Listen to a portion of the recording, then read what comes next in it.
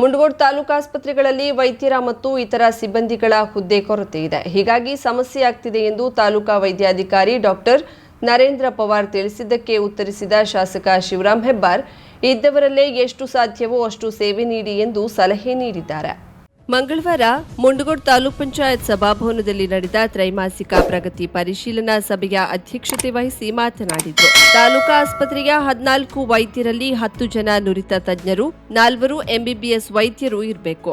ಆದರೆ ಇರುವ 6 ಜನ ವೈದ್ಯರು ನುರಿತ ತಜ್ಞರೇ ಇದ್ದಾರೆ. ತಾಲೂಕಿನ 4 ಆರೋಗ್ಯ ಕೇಂದ್ರದಲ್ಲಿ 2 ಮಾತ್ರ ವೈದ್ಯರಿದ್ದಾರೆ. 17 ಸಿಸ್ಟರ್ಸ್ ಹುದ್ದೆ ಖಾಲಿ ಇವೆ. ಇದರಿಂದ ಕ್ಷೇತ್ರದ ಕೆಲಸಕ್ಕೆ ತೊಂದರೆಯಾಗಿದೆ. ಇರುವ ವೈದ್ಯರಲ್ಲಿಯೇ ಜನರಿಗೆ ಸೇವೆ ನೀಡುತ್ತಿದ್ದೇವೆ ಎಂದು ತಾಲೂಕು ವೈದ್ಯಾಧಿಕಾರಿ ಡಾಕ್ಟರ್ ನರೇಂದ್ರ ಪವಾರ್ ಸಭೆಗೆ ತಿಳಿಸಿದರು.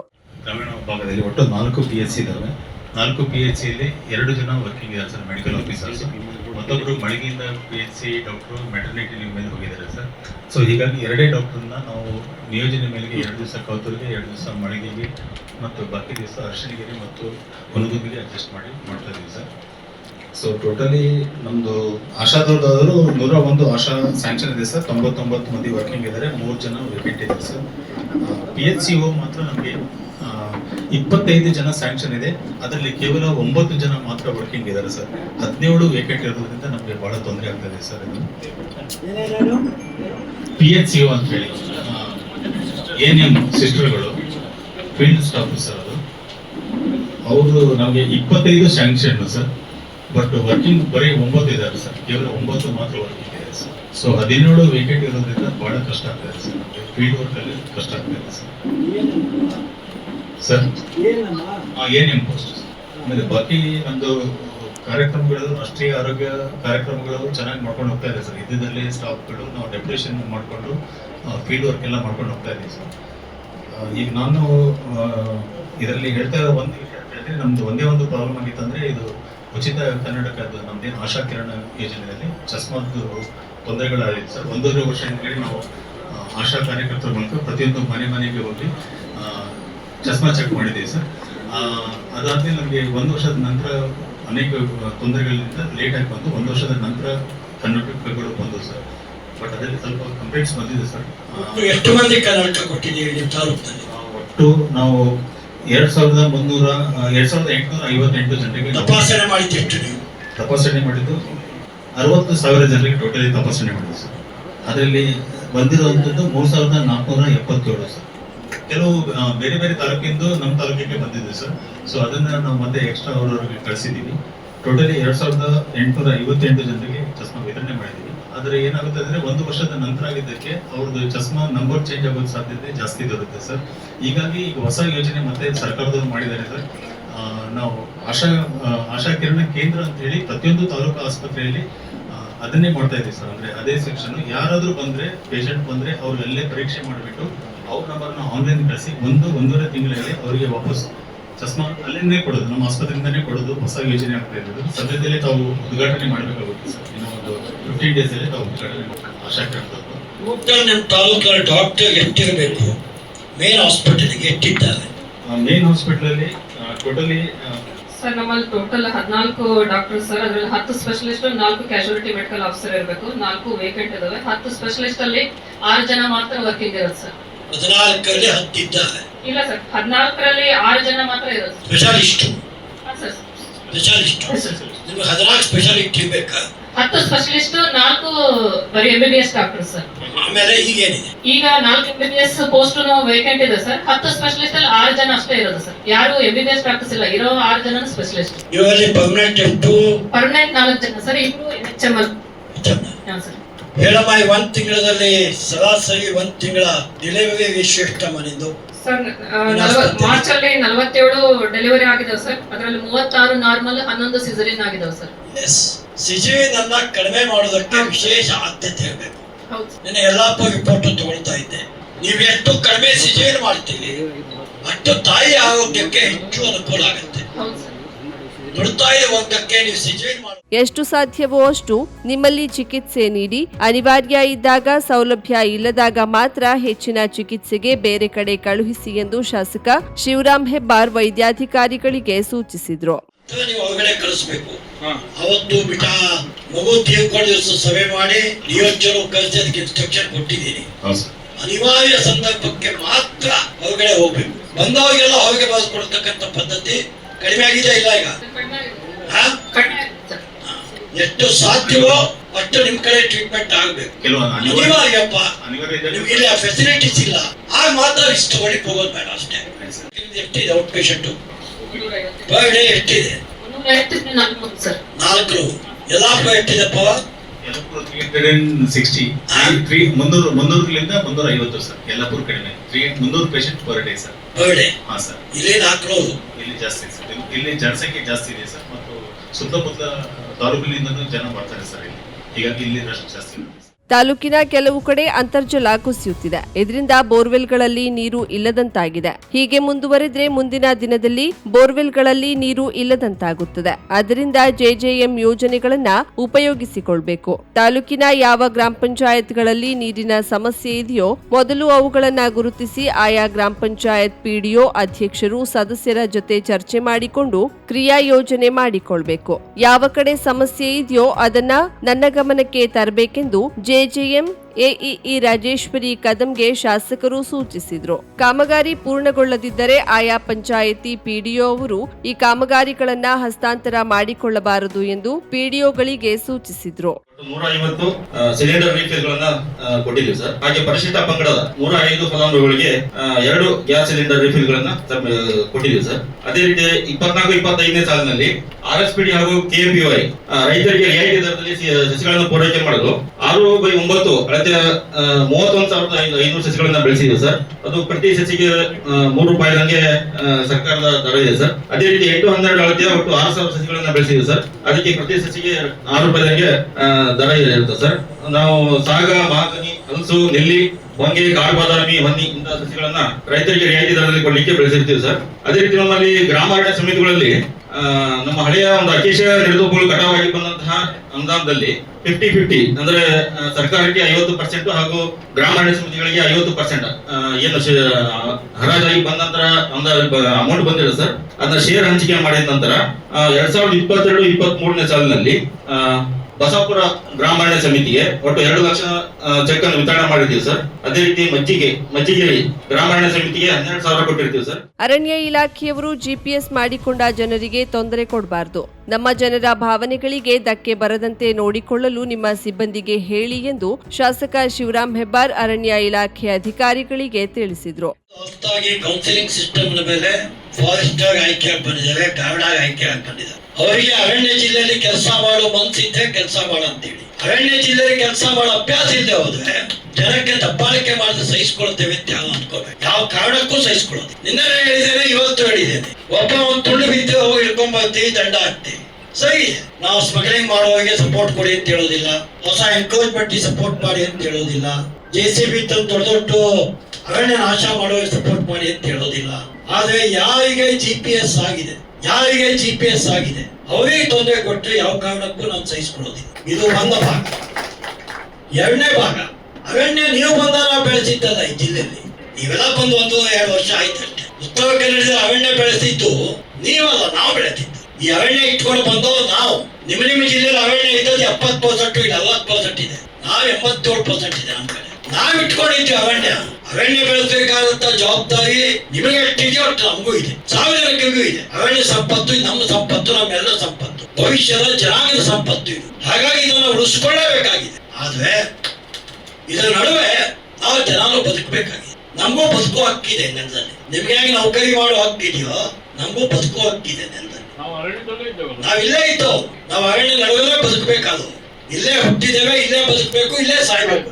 ಹಾಗಾಗಿ ನಮ್ಮ ಜನರ ಭಾವನೆಗೆ ಧಕ್ಕೆ ಬಹುದು ಅಂತ ನೆನಕೊಳ್ಳಿಕ್ಕೆ ಹೇಳಿ ನಿಮ್ಮ ಸಿಬ್ಬಂದಿಗಳಿಗೆ. ಮೂರನೇದು, ನಿನ್ನೆ ಹೇಳಿದ್ದೇನೆ, ಯಲ್ಲಾಪುರದಲ್ಲಿ ಮೊನ್ನೆ ಮಳೆ 1 ತಿಂಗಳಿಂದ ಮಳೆ ಆಯ್ತು. ವಿಶೇಷವಾಗಿ ಮುಂಡಗೋಡು ವಲಯದಲ್ಲೇ ಮೈನಹಳ್ಳಿ, ಪುಂಜಾವತಿ ಆ ಪ್ರದೇಶದಲ್ಲಿ ಕೋಟ್ಯಾಂತರ ರೂಪಾಯಿ ಮರ ಬಿದ್ದಿದೆ. ಕೋಟ್ಯಾಂತರ ರೂಪಾಯಿ ಮರ. ತಾಲೂಕಿನ ಗುಂಜಾವತಿ ಮೈನಳ್ಳಿ ಭಾಗದಲ್ಲಿ ಇತ್ತೀಚೆಗೆ ಬಿದ್ದ ಮಳೆಗಾಳಿಯಿಂದ ಅರಣ್ಯದಲ್ಲಿ ಕೋಟ್ಯಾಂತರ ರೂಪಾಯಿ ಮೌಲ್ಯದ ಮರಗಳು ಬಿದ್ದಿದೆ. ಬಿದ್ದ ಮರ ಅರಣ್ಯ ಇಲಾಖೆಗೆ ಉತ್ಪನ್ನ ಆಗುವಂತೆ ಸದ್ಬಳಕೆ ಮಾಡಿಕೊಳ್ಳಿ, ಇಲ್ಲವೇ ಏಜೆನ್ಸಿ ಮೂಲಕ ಕಟಾವು ಮಾಡಲು ಅವಕಾಶ ಮಾಡಿಕೊಡಿ ಎಂದು ಅರಣ್ಯ ಇಲಾಖೆ ಅಧಿಕಾರಿಗಳಿಗೆ ಸೂಚನೆ ನೀಡಿದ್ರು. ಕೋಟ್ಯಾಂತರ ರೂಪಾಯಿ ಕಟ್ಟಿಗೆಯನ್ನು ಹಾಳು ಮಾಡ್ತೀವಲ್ಲ, ಜನ ಮನೆ ಕೊಟ್ಟಿಗೆ ಒಂದು ತಗೊಳ್ಳೋದು ಹಿಡಿತೀವಿ, ಕೋಟ್ಯಾಂತರ ರೂಪಾಯಿ ಕಟ್ಟಿಗೆ ಅಲ್ಲೇ ಮಣ್ಣು ಮಾಡಾಕ್ತಿವಿ. ಯಾವ ನ್ಯಾಯ ಇದು? ನಿಮ್ಗೆ ಏನ್ ಅನುಕೂಲ ಆಗುತ್ತೆ, ಏನ್ ಲಾಭ ಆಗುತ್ತೆ? ಹಾಗಾಗಿ ಇವತ್ತು ನಿಮ್ ಟ್ರೈನಿಂಗ್ ಇದೆ ಅಂತ DFO ಹೇಳಿ ನಾನು ಪ್ರಸ್ತಾಪ ಮಾಡಿದ್ದೇನೆ ಅಂತ ಹೇಳಿ ನಾನು DFO ಪತ್ತಾರು ಕಳಿಸ್ತಾ ಇದ್ದೀನಿ. ಯಾವ ಕಾರಣಕ್ಕೂ ಅರಣ್ಯದಲ್ಲಿ ಬಿದ್ದಂತ ಕಟ್ಟಿಗೆ ಹಾಳಾಗೋದಕ್ಕೆ ಅವಕಾಶ ಕೊಡೋದಿಲ್ಲ. ನೀವು ಅವಕಾಶ ಕೊಡಬಾರದು. ಅದು ತಂದು ಅರಣ್ಯ ಇಲಾಖೆ ಉತ್ಪನ್ನ ಮಾಡ್ಕೊಳ್ಳಿ, ಇನ್ಕಮ್ ಮಾಡ್ಕೊಳ್ಳಿ ಡಿಪಾರ್ಟ್ಮೆಂಟ್ಗೆ. ನಿಮ್ಗೆ ಏನೂ ಇಲ್ಲ ಭವಿಷ್ಯದು ಅವಕಾಶ, ಖಾಸಗಿ ಟೆಂಡರ್ ಕೊಡಿ, ನಿಮ್ ಹಣ ತುಂಬ್ತಾರೆ, ಕಟ್ಟಿಗೆ ತಗೊಂಡು ಹೋಗ್ತಾರೆ. ಈ 2-3 ವಿಚಾರಗಳನ್ನ ನೀವು ಪ್ರಸ್ತಾಪ ಮಾಡಿದ್ದಾರೆ. ಇದು ಗಮನದಲ್ಲಿ ಇಟ್ಕೊಂಡು ಅರಣ್ಯ ಇಲಾಖೆ ಕೆಲಸ ಮಾಡಿ. ಮತ್ತು ಆಳಕ್ಕೆ ಇಳಿಯೋದಕ್ಕೆ ಹೋಗೋದಿಲ್ಲ. ನನಗೆಲ್ಲಾ ಆಳ ಅಗಲ 40 ವರ್ಷದ ಈ ಕೆಲಸ ಮಾಡ್ತಾ ಬಂದಿದ್ದೀನಿ ಈ ಜಿಲ್ಲೆಯಲ್ಲಿ. ನನಗೆ ಇಡೀ ಇಲಾಖೆ ಆಳ ಮತ್ತು ಅಗಲ ಎರಡೂ ಜನಸಾಮಾನ್ಯ ಜೊತೆಗೆ ಸಂಬಂಧ ಒಳ್ಳೇದಿದ್ರೆ ನಿಮ್ಮ ಅರಣ್ಯ ಚೆನ್ನಾಗಿ ಬೆಳೆಯುತ್ತೆ. ನಿಮ್ಮ ಅರಣ್ಯ ಓಪನ್ ಟ್ರೆಸರಿ, ನೀವು ಯಾವ ಕಡೆ ಕೀಲಿ ಇಲ್ಲ. ಈ ಕೀಲಿ ನಮ್ ಕಡೆ ಇದೆ, ಈ ಜನರ ಕಡೆ ಇದೆ. ನೀವು ಯಾವ ಕಡೆ ಅರಣ್ಯ ಇಲಾಖೆ ಕೀಲಿ ಇಲ್ಲ. ಒಂದು ಕಡ್ಡಿ ಪೆಟ್ಟಿಗೆ ಇದ್ರೆ ಮುಗಿದೋಯ್ತು ನಿಮ್ಮ ಅರಣ್ಯದ ಕತೆ. ಕೀಲಿ ನಮ್ ಕಡೆ ಇದೆ, ನಿಮ್ ಕಡೆ ಇಲ್ಲ, ಜನಸಾಮಾನ್ಯ ಕೈಯಲ್ಲಿ. ಹಾಗಾಗಿ ಜನರ ವಿಶ್ವಾಸದಿಂದ ಅರಣ್ಯ ಬೆಳೆಸಿ, ಜನರ ಪ್ರೀತಿಯಿಂದ ಅರಣ್ಯ ಬೆಳೆಸಿ, ಜನಕ್ಕೆ ನೋವಾಗುವಂತ ಅರಣ್ಯ ಬೆಳೆಸಿ. ನಾನು ಜನಸಾಮಾನ್ಯವಾಗಿ ಹೇಳುತ್ತೇನೆ, ಒಂದು ಕಾಲ ನಡೆದೋಗಿತ್ತು, ಬೇಕಾದ ಅತಿಕ್ರಮಣ ಮಾಡ್ತಿದ್ವಿ, ಬೇಕಾದಂತ ಅತಿಕ್ರಮಣ ಮಾಡ್ತಿದ್ವಿ. ಇವತ್ತು ಕಾಲ ಬದಲಾಗಿದೆ. ಹೊಸ ಅತಿಕ್ರಮಣಕ್ಕೆ ಕಾನೂನಲ್ಲಿ ಅವಕಾಶ ಇದೆ. ಹೊಸ ಅತಿಕ್ರಮಣ ಮಾಡಿ 20 ದಿವಸದಲ್ಲಿ ಅರಣ್ಯವನ್ನು ನಾಶ ಮಾಡೋದಕ್ಕೆ ಸಾಧ್ಯ ಇಲ್ಲ. ಆ ಕಾರಣಕ್ಕಾಗಿ ಜನಸಾಮಾನ್ಯರು ಸಹಕರಿಸಬೇಕು. ನೀವು ಅರಣ್ಯ 1 ಎಕರೆ 2 ಎಕರೆ ಅತಿಕ್ರಮಣ ಮಾಡೋದು, IFO ಬಂದು ಹಿಡಿದಾನೆ ಅಂತ ಹೇಳುದು ಹೇಳಿಕ್ ಹೋಗ್ಬೇಡಿ. ದಯವಿಟ್ಟು ಅರಣ್ಯ ಉಳಿಸಬೇಕಾಗಿದ್ದು ಅವ್ರದ್ದು ಅದೇ ಜವಾಬ್ದಾರಿ ಇಲ್ಲ. 1 ವರ್ಷ ಅಂತೇಳಿ ಹೋಗ್ತಾನೆ, ಅದು ನಾವಿಲ್ಲೇ ಪಡಬೇಕು, ನಿಮ್ಮ ಮಕ್ಕಳು ಇಲ್ಲೇ ಬದುಕಬೇಕು, ನಿಮ್ಮ ಮುಂದಿನ ಜನಾಂಗ ಇಲ್ಲಿ ಹೊಡಿಬೇಕು. ಆ ಕಾರಣಕ್ಕಾಗಿ ನೀವು ಅರಣ್ಯ ಇಲಾಖೆ ವಿನಂತಿ ಮಾಡ್ತೇನೆ, ದಯವಿಟ್ಟು ಸಹಕರಿಸಿ, ಜನಸಾಮಾನ್ಯರ ಭಾವನೆಯನ್ನು ಅರ್ಥ ಮಾಡ್ಕೊಂಡು ಅರಣ್ಯ ಬೆಳೆಸಿ. ಸಭೆಗೆ ಗೈರಾದ ಇಲ್ಲಿನ ACF ಅವರಿಗೆ ನೋಟಿಸ್ ನೀಡುವಂತೆ ತಾಲೂಕ್ ಪಂಚಾಯತ್ ಅವರಿಗೆ ಸೂಚಿಸಿದ್ರು. ವಿವಿಧ ಇಲಾಖೆಯ ಪ್ರಗತಿಯ ಮಾಹಿತಿಯನ್ನ ಶಾಸಕರು ಪಡೆದರು. ಈ ಸಂದರ್ಭದಲ್ಲಿ ತಾಲೂಕ್ ಪಂಚಾಯತ್ ಕಾರ್ಯನಿರ್ವಾಹಕ ಅಧಿಕಾರಿ TY ದಾಸನಕೊಪ್ಪ, ತಹಶೀಲ್ದಾರ್ ಶಂಕರಗೌಡಿ, KDP ನಾಮನಿರ್ದೇಶಿತ ಸದಸ್ಯರಾದ HM ನಾಯ್ಕ್, ಕೃಷ್ಣ ಹಿರೇಹಳ್ಳಿ, ಶಾರದಾ ರಾಠೋಡ್, ರಾಜಶೇಖರ್ ಹಿರೇಮಠ, NM ದುಂಡಶಿ, ಗೋಪಾಲ ಪಾಟೀಲ್, ತಾಲೂಕಾ ಮಟ್ಟದ ಅಧಿಕಾರಿಗಳು ಸಭೆಯಲ್ಲಿ ಹಾಜರಿದ್ದರು. ಸಾರ್ವಜನಿಕರಿಂದ ಬಯಸಿಕೊಳ್ಳುವ ಮೊದಲು ಎಚ್ಚೆತ್ತುಕೊಂಡು ಅಧಿಕಾರಿಗಳು ಕೆಲಸ ಕಾರ್ಯಗಳನ್ನು ಸರಿಯಾಗಿ ಮಾಡಿಕೊಳ್ಳುವಂತೆ ಅಧಿಕಾರಿಗಳಿಗೆ ಶಾಸಕ ಶಿವರಾಮ್ ಹೆಬ್ಬಾರ್ ಸೂಚಿಸಿದರು. ತ್ರೈಮಾಸಿಕ ಪ್ರಗತಿ ಸಭೆಯಲ್ಲಿ ಅಧಿಕಾರಿಗಳನ್ನ ಉದ್ದೇಶಿಸಿ ಮಾತನಾಡುತ್ತಿದ್ದ ಶಾಸಕ ಶಿವರಾಮ್ ಹೆಬ್ಬಾರ್, ಅಧಿಕಾರಿಗಳು ಕೆಲಸಗಳನ್ನ ಮಾಡ್ತೀರಿ, ಜನರ ಬಳಿ ಬಯಸಿಕೊಳ್ತೀರಿ. ಹೀಗಾಗಿ ಮಾಡುವ ಕೆಲಸವನ್ನ ಮುಂಚಿತವಾಗಿ ಮಾಡಿಕೊಳ್ಳಿ. ಪಟ್ಟಣ ಪಂಚಾಯಿತಿ ಸೇರಿದಂತೆ ಎಲ್ಲ ಇಲಾಖೆಗಳಲ್ಲಿಯೂ ಮಳೆಗಾಲ ಪೂರ್ವದಲ್ಲಿ ಕೆಲಸದ ಸಿದ್ಧತೆಗಳನ್ನ ಈ ಹಿಂದೆಯೇ ಮಾಡಿಕೊಳ್ಳಲು ಸೂಚಿಸಿದ್ದೇನೆ.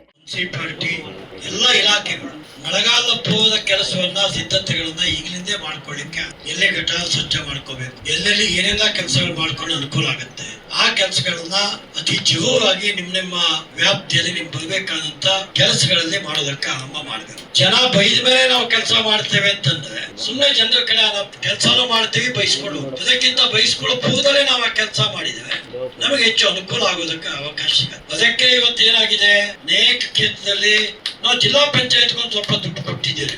ಈಗೆಲ್ಲ ಟೆಂಡರ್ ಹೋಗಿದೆ ಅಲ್ವಾ, ಸಿಮೆಂಟ್ ರಸ್ತೆಗಳು ಅನುದಾನದ ಲಭ್ಯತೆ ಆಧಾರದ ಮೇಲೆ ಏನೆಲ್ಲ ಕೆಲಸಗಳು ಕೊಡಬೇಕು ಕೊಟ್ಟಿದೆ. ಬಜೆಟ್ನಲ್ಲಿ ಘೋಷಣೆ ಮಾಡಿದ ಯೋಜನೆಗಳನ್ನ ಅನುಷ್ಠಾನ ಮಾಡಬೇಕಿದೆ. ಈ ಎಲ್ಲಾ ಯೋಜನೆಗಳು ಕಾರ್ಯಗತವಾಗಬೇಕಿದೆ. ಇದರಲ್ಲಿ 2-3 ಸಂಗತಿಗಳೆಂದರೆ, ಮೊದಲನೇದಾಗಿ ಅಂಗನವಾಡಿ ಕೇಂದ್ರ ಹಾಗೂ ಕನ್ನಡ ಶಾಲೆಗಳ ತರಗತಿ ಕಟ್ಟಡಗಳ ಕೊರತೆಗಳಿವೆ. ಶಾಲೆ ಆರಂಭದ ಮೊದಲೇ ವಸತಿ ನಿಲಯ ಹಾಗೂ ಮೊರಾರ್ಜಿ ಶಾಲೆಗಳಲ್ಲಿ ಎಲ್ಲಾ ವ್ಯವಸ್ಥೆ ಸರಿ ಮಾಡಿಕೊಳ್ಬೇಕು. ಇನ್ನಷ್ಟು ಅನುದಾನಗಳು ಬರುವ ಸಾಧ್ಯತೆಗಳು ಈ ವರ್ಷದ ಮಟ್ಟಿಗಿದೆ. ಹೊಸ ಯೋಜನೆಗಳನ್ನ ನಾವು ಯಾವ್ಯಾವುದನ್ನೆಲ್ಲ ಸನ್ಮಾನ್ಯ ಮುಖ್ಯಮಂತ್ರಿಗಳು ಈ ಸಲ ಬಜೆಟ್ ನಲ್ಲಿ ಘೋಷಣೆ ಮಾಡಿದ್ದಾರೆ. ಆ ಎಲ್ಲಾ ಯೋಜನೆಗಳ ಬಗ್ಗೆ ವಿಶೇಷವಾಗಿ ಕಾರ್ಯಗತ ನಮ್ಮ ಕಣ್ಮುಂದಿದ್ದಂತ 2-3 ಸಂಗತಿಗಳು. ಮೊದಲನೇದು ಕನ್ನಡ ಶಾಲೆಗಳಿಗೆ ರೂಮಿನ ತೊಂದರೆ, ಅಂಗನವಾಡಿಗಳಿಗೆ ರೂಮಿನ ತೊಂದರೆ. ಈ 2-3 ತೊಂದರೆಗಳು ನಮಗೆ ಬಾಧಿಸ್ತಾ ಇದೆ. ಸೋಷಿಯಲ್ ವೆಲ್ಫೇರ್ ಡಿಪಾರ್ಟ್ಮೆಂಟ್ ಮತ್ತು ಎಜುಕೇಶನ್ ಡಿಪಾರ್ಟ್ಮೆಂಟ್, BCM ಹಾಸ್ಟೆಲ್, ಎಲ್ಲಾ ಹಾಸ್ಟೆಲ್ಗಳು ಬರುವ 20 ದಿವಸದಲ್ಲಿ 25 ದಿವಸದಲ್ಲಿ ನಿಮ್ದೆಲ್ಲ ಶುರು ಆಗುತ್ತೆ.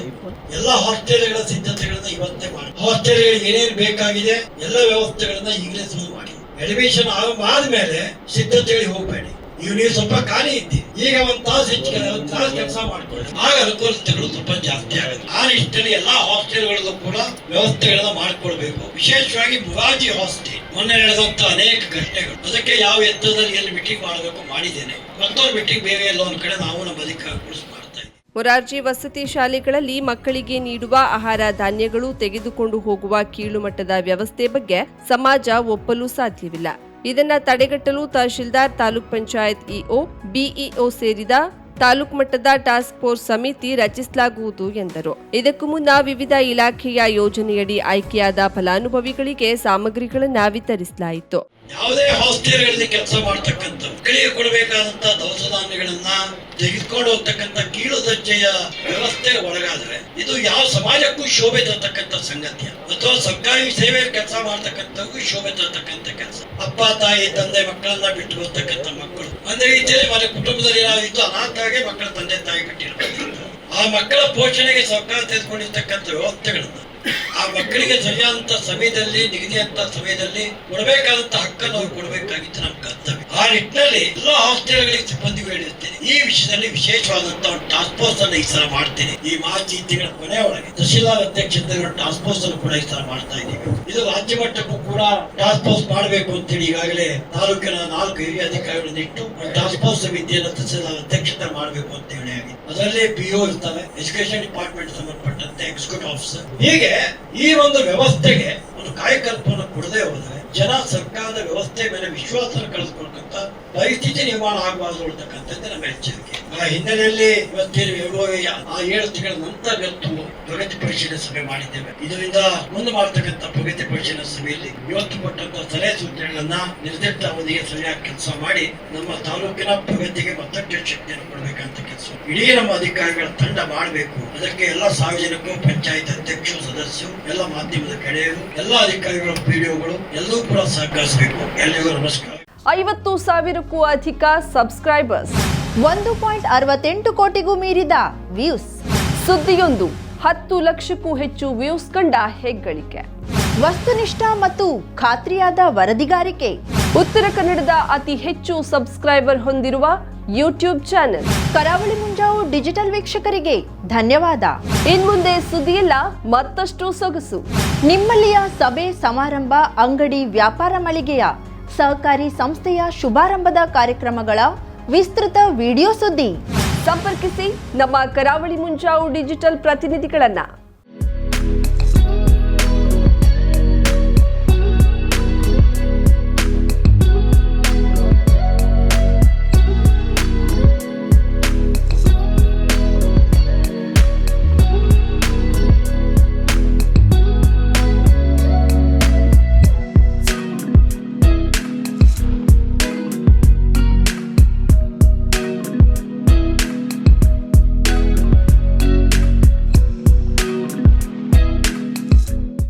ಸಮಾರಂಭ ನಿಮ್ಮದು, ಸಂಭ್ರಮ ನಮ್ಮದು.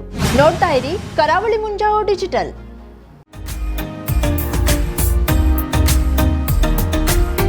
ಮಿಲನ್ ಎಂಟರ್ಪ್ರೈಸಸ್ ಬೃಹತ್ ಎಲೆಕ್ಟ್ರಾನಿಕ್ ಹಾಗೂ ಫರ್ನಿಚರ್ ಮಳಿಗೆ. ಉತ್ತರ ಕನ್ನಡ ಜಿಲ್ಲೆಯಲ್ಲೇ ಅತಿ ಹೆಚ್ಚು ಮಳಿಗೆಗಳನ್ನ ಹೊಂದಿರುವ, ಅತಿ ಹೆಚ್ಚು ಸಂತೃಪ್ತ ಗ್ರಾಹಕರನ್ನ ಹೊಂದಿರುವ ಮೂಲಕ ಹೆಗ್ಗಳಿಕೆಗೆ ಪಾತ್ರವಾಗಿರುವ ಏಕೈಕ ಸಂಸ್ಥೆ ಮಿಲನ್ ಎಂಟರ್ಪ್ರೈಸಸ್. ನಮ್ಮ ಮಳಿಗೆಗಳಲ್ಲಿ ಪ್ರಸಿದ್ಧ ಕಂಪನಿಗಳ electronic refrigerator, washing machine, LED TV, ಎಸಿಗಳು ಲಭ್ಯ. ಭಾರತದ ಕರಾವಳಿ ಹವಾಮಾನಕ್ಕೆ ಹೊಂದಿಕೊಳ್ಳುವ ನಂಬರ್ 1 ಬ್ರ್ಯಾಂಡ್ ಆದ ಗೋದ್ರೇಜ್ ಕಂಪನಿಯ ಕಪಾಟು, ಆಫೀಸ್ ಟೇಬಲ್, ಆಫೀಸ್ ಚೇರ್, ಬ್ಯಾಂಕ್ಗಳಿಗೆ ಹಾಗೂ ಚಿನ್ನದ ಅಂಗಡಿಗಳಿಗೆ ಬೇಕಾಗುವ ಸೇಫ್ ಲಾಕರ್ಗಳು ಅತಿ ಕಡಿಮೆ ಬೆಲೆಯಲ್ಲಿ ಲಭ್ಯವಿದೆ. Teak wood sofa set, wooden dining table ಹಾಗೂ ಗ್ರಾಹಕರಿಗೆ ಬೇಕಾಗುವ ಅಳತೆಯಲ್ಲಿ ನಿಮ್ಮ ಮನೆಗೆ ಹೊಂದಿಕೊಳ್ಳುವ ಹಾಗೆ ಫರ್ನಿಚರ್ ಗಳನ್ನ ಮಾಡಿಕೊಡಲಾಗುವುದು. ಕಸ್ಟಮೈಸ್ಡ್ ಕಿಚನ್, ವಾರ್ಡ್ರೋಬ್ ಗಳನ್ನ ಅತಿ ಹೆಚ್ಚು ವರ್ಷಗಳ ಕಾಲ ಬಾಳಿಕೆ ಬರುವ ಹಾಗೆ ವಾರಂಟಿಯೊಂದಿಗೆ ಮಾಡಿಕೊಡಲಾಗುವುದು. ನಮ್ಮಲ್ಲಿ ಡ್ಯೂರಾಫ್ಲೆಕ್ಸ್, ಗೋದ್ರೇಜ್ ಕಂಪನಿಯ memory foam mattress, orthopedic mattress, spring ಮ್ಯಾಟ್ರೆಸ್ಗಳು ಕಡಿಮೆ ಬೆಲೆಯಲ್ಲಿ ಲಭ್ಯ. ವಿವಿಧ ಕಂಪನಿಗಳ ನವೀನ ಮಾದರಿಯ ಮಿಕ್ಸರ್, ಗ್ರೈಂಡರ್, ಫ್ಯಾನ್, ಕುಕ್ಕರ್, ತವಾ, ಫ್ಲಾಸ್ಕ್, ಮೈಕ್ರೋ ಓವೆನ್ಗಳು ಲಭ್ಯವಿದೆ. 0% ಬಡ್ಡಿಯೊಂದಿಗೆ ಸ್ಥಳದಲ್ಲಿಯೇ ಬಜಾಜ್ ಫೈನಾನ್ಸ್ ನಿಂದ ಸಾಲ ಸೌಲಭ್ಯವಿದೆ. ಮಿಲನ್ ಎಂಟರ್ಪ್ರೈಸಸ್ನಲ್ಲಿ ಖರೀದಿ ಮಾಡುವ ಗ್ರಾಹಕರಿಗೆ ಡಿಸ್ಕೌಂಟ್ ಮತ್ತು ಗಿಫ್ಟ್ ಜೊತೆಗೆ ಪ್ರತಿ 2,000 ರೂಪಾಯಿಗಳ ಖರೀದಿಗೆ ಒಂದು ಬಂಪರ್ ಲಕ್ಕಿ ಡ್ರಾ ಕೂಪನ್ ನೀಡಲಾಗುವುದು. ಈ ಲಕ್ಕಿ ಡ್ರಾನಲ್ಲಿ 7 ಲಕ್ಷದವರೆಗೆ ಬಹುಮಾನ ಗೆಲ್ಲುವ ಅವಕಾಶ ನಿಮ್ಮದಾಗಿರುತ್ತದೆ. ಲಕ್ಕಿ ಡ್ರಾದಲ್ಲಿ 1 ಕಾರ್, 2 ಬೈಕ್ ಮತ್ತು ರೆಫ್ರಿಜಿರೇಟರ್, ವಾಷಿಂಗ್ ಮಷಿನ್ ಸೇರಿದಂತೆ 30 ಲಕ್ಕಿ ಗ್ರಾಹಕರಿಗೆ ಬಹುಮಾನ ಗೆಲ್ಲುವ ಅವಕಾಶ. ಗ್ರಾಹಕರ ಸಂತೃಪ್ತಿಗೆ ನಮ್ಮ ಮೊದಲ ಆದ್ಯತೆ ಎನ್ನುವುದು ಮಿಲನ್ ಎಂಟರ್ಪ್ರೈಸಸ್ನ ವಾಕ್ಯ. ಉತ್ತರ ಕನ್ನಡ ಜಿಲ್ಲೆಯ ನಮ್ಮ ಶೋರೂಮ್ಗಳಾದ old Mahalakshmi super market, Mulla stop ಹತ್ತಿರ, ಕಾಜುಬಾಗ್ ಕಾರವಾರ, ಅಗ್ರಿಕಲ್ಚರ್ ಆಫೀಸ್ ಎದುರುಗಡೆ ಮಾಸ್ತಿಕಟ್ಟೆ ರೋಡ್ ಹೊನ್ನಾವರ, ಸೀಮಾ ಕಾಂಪ್ಲೆಕ್ಸ್ ಹತ್ತಿರ Moni Basti main road Bhatkal, Indian bank ಎದುರು CP Bazar road Sirsi, JS building JN road Dandeli, KS building Motikeri road Haliyal. ಇಲ್ಲಿಗೆ ತಪ್ಪದೇ ಭೇಟಿ ನೀಡಿ ಸಂತೃಪ್ತರಾಗಿ.